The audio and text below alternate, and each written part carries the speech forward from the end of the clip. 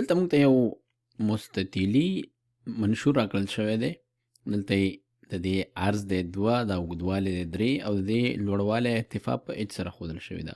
موږ دا ګورو چې که چیرې موږ دغه اچ ته مختلف قیمتونه ورکړو نو د دې د حجم قیمت کې څومره توپیر راځي. نو راځم زه دلته یو جدول جوړوم.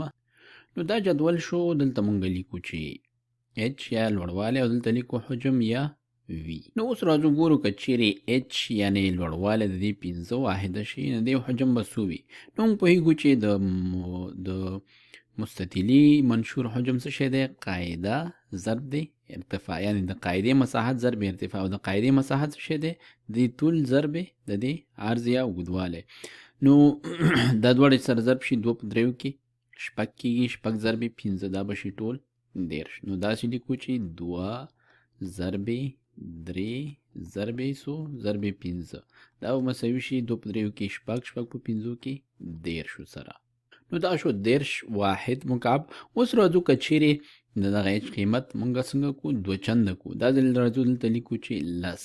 نو د دې په حجم کې به څه اندازه توپیر راځي. نو راځو دا ځل بیا لیکو چې دا به بیا هم مساوي شي 2 ضرب 3 ضرب دا ځل به 90 ارتفاع ورسره ضربو، دا به شي لس، کوم چې مساوي کېږي 2 په 3 کې 6 او 6 په 10 کې 15.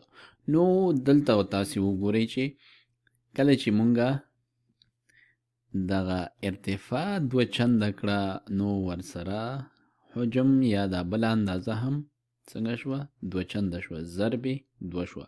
اوس راځو دا بیا 2 چنده کوو او ګورو چې دا ځلې څه توپیر پکې رامنځته کېږي. نو دا ځل راځو 20 لیکو، دا بیا 2 چنده کوو، لسونه بیا 20 ته لاړو ضرب 2 شو. نو دا به بیا مساوي شي 2 ضرب 3 خپله لیکو، 2 ضرب 3 ضرب دا ځلې به څه ولیکو 20، دا به مساوي شي 2 په 3 کې 6 په 20 کې 120. نو ولیدل چې هر ځل چې مونږه یوه اندازه چې په دې صورت کې مونږه ارتفاع ده هغه 2 چنده کوو، ورسره حجم هم څنګه کېږي 2 چنده کېږي ضرب 2، دا بیا 2 چنده شو.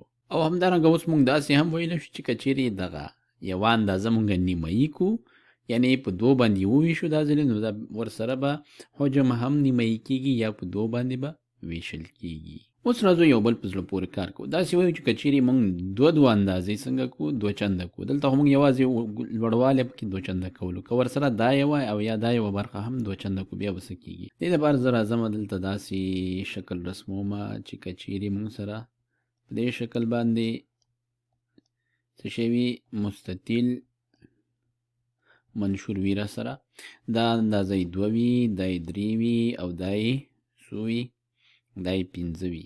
نو دا ټول مونږ پوهېږو چې د دې حجم مساوي کېږي له 13 سره.